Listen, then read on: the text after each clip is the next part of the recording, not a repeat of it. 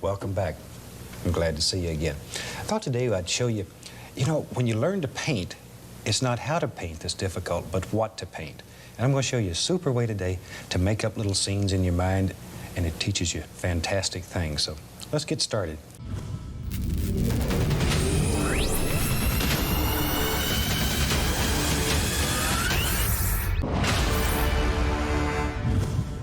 Hello everyone and welcome to Action RPG. I'm your host Aaron, and for today's video we're headed to the world of Torchlight Infinite once again.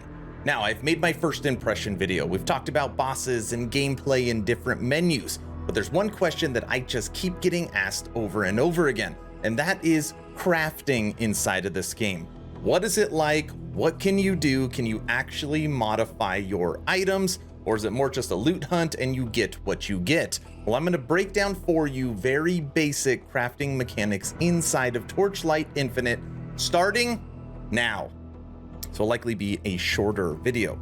Okay, again, I'm logged in through my phone using a capture card. So of course, bear with me. I don't have access to the PC port yet. Now on here, we are logged into the inventory screen. This is our bag, our character. The third tab on our bag right here is all of our crafting materials. These are our embers. This is what we are going to use to actually change up our gear, and these drop just like loot when you are traversing the world. There's another way when you are upgrading your character, or I guess I should say leveling your character, another way to get embers. And that is if you come down here, but it will never be absent, and talk to the trader. Trade. You can exchange, and on here you can take the items you aren't using and confirm, and we just got 26, I think it's like ember dust or something like that, and that is right here. Okay, oh, flame residue. Okay, so we just got some flame residue, so you can break down or exchange your items to get some entry-level crafting materials, and this does help you while you are leveling. Okay, so it's not just dropped, you can also trade in your gear. Now up here is where you are going to do your crafting. You have arms dealer, and then what is it? Xenoth the Lightless. Okay, we'll talk about the Lightless in a minute. First, we're gonna start at the arms dealer. And on here, you have three different options. You have gear empowerment, enchant, and craft. And we are gonna work our way up. When you go to gear empower, okay, let's take an item and we will throw it in. And on here, you can re-roll the energy that you get from each item. Each item has a certain energy. You'll see at the top, this item has 7 energy. So let's actually put in our boots, and we'll see if we could re-roll and get better energy on our boots. Worse. Ooh, a 1, 3, 9. Okay, so we went from 7 to 9, took a little bit, but now we have gained 2 energy on our boots from this craft. Okay, so we are done there. That is 1. 2, you go to enchant. You can go in here, put in, and based upon what items you have, you can also add or change different affixes to your gear. And on here you will see this is based upon what you have dropped. So 3 of 3. If I want to, since I don't have my prefixes filled on my boots, I can add cold resistance. I can add lightning resistance. Let's throw on some dexterity, and we don't want to use our best one, so we'll take right here and add dexterity. Boom, we just added 22 dexterity to our boots. Confirm. All right, and that is enchanting. But we're not done. Those are the easy ones. The big one is actually crafting. So now when you go into the crafting menu, click on it, put it in. Oh, I don't want to put that one in because it's going to tell me I got to lose my enchantment. Okay. So on the right here, when I showed you my inventory at the beginning, I showed you all my embers. Well, now it's going to auto-populate the embers that I have that would work for this ring that I just put in. And it shows you what would happen. So this is the postfix as far as in the center, as far as affixes that could go in. So the ones that are highlighted could get exchanged for the ones that are on the right, okay? And again, if the affixes weren't filled, you can just put it right in, and there is lots and lots of different options. I just don't have a ton of embers yet. Let's switch this out. Put in you. No, you've got all your affixes too. Boom, we have an empty slot. Okay, we've got an empty slot. So let's go here and we'll go all stats, craft. Confirm. Boom. So now it added all stats to the bottom plus 11 because that third postfix affix was not in there. Okay? That is the crafting menu.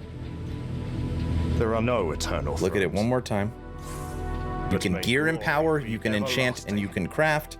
And then you got a little bit of a gotcha system. You come down here to Xenoth, probably saying it wrong. When you click on the lightless, come on, hitting the wrong button. You have Corrosion. Oh boy. All right, so for Corrosion, you've got Darkest Corrosion, and you've got Darkness Corrosion. And on here, during the little basic rules of Corrosion, it breaks down what both of them are. So Darkness Corrosion, basically it's based upon your level.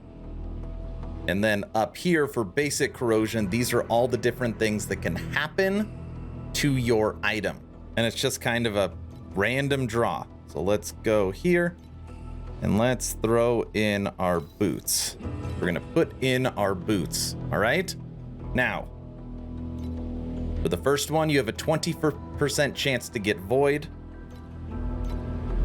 20% chance to get haughty, 25% chance to get chaos, 35% chance to get mutate, right? And we are going. And we'll see what we get. Chaos has been selected, and bam, this item is now corroded, and it has updated our tier 6 generates life per second. It moved from 19 to, or moved from 17 to 19. So that is what we got from that corrosion. Justice might come late, but it will never be absent. It'll never be absent. That is the basics of crafting. Now, there is a lot more to it, okay? Because when the game fully launches, there's going to be, you know, the trading, where you can trade different affixes and get certain levels and put your items up so that you can get the perfect things and create the perfect item. I sold it at the beginning of this video, but I had a really good base boot that only rolled with one affix. And just like you would see like in a Diablo 2, where you could find a really good base to put all your runes into, this kind of feels the same way as that system.